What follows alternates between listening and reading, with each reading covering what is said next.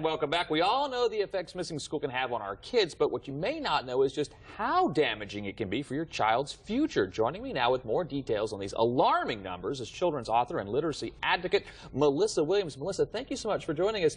Yes, you were just starting to get into this a little bit during the break about the numbers and just what kind of an impact missing school can have. Tell us about that. Well, you know, back in 2013, the federal government did a test called the National Assessment for Education Progress.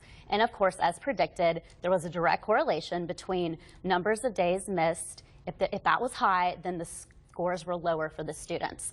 And the findings also suggested that for 3 or more days missed, those students could be behind their peers 1 to 2 years in school. Now you're talking 3 days during the entire school year, or 3 days in a row during the school year? 3 total days. Is that right? Mm-hmm. They lose that much? Right. But what also happens is you find with students that fall behind, their self-esteem starts to lower. They don't feel as confident in their academics.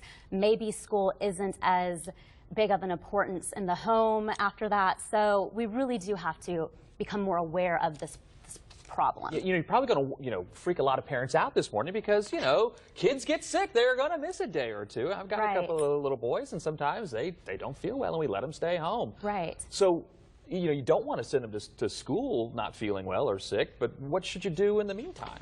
Well, to be aware of these effects, and we're talking 1 in every 5 kids are missing a month of school in America right now. That much? So this is a huge problem, and with the importance on the standardized tests and the rates that the students are being rated on and the educators, this is a huge extraneous variable in their academic success rate.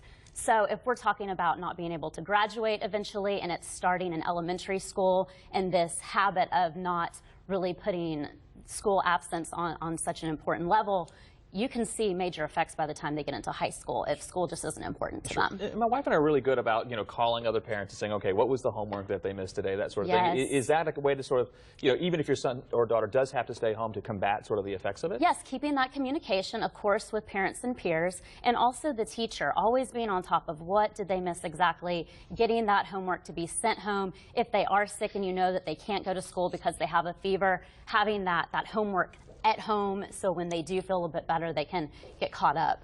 One thing I've found too is a lot of the stuff is posted online. A lot of the lesson plans, a lot of the homeworks are posted online. Yes. But as parents, we have to go in there and dig that out and make sure the kids are doing it. Is it easier for parents today to keep your kids on track even if they miss a day or two? We didn't have that, even 5 years ago. Everything is online. But I'm glad that you said this, because it is a parent responsibility. These children, they don't know, especially in the elementary and junior high level. Some of them may be very proactive to want to step up, but it is a parent responsibility. Right, and you're not talking truancy. We're talking just a couple of classes. I know, just a couple days. So. All right, Melissa, thank you so much for joining us. I really appreciate it. We're going to check in now.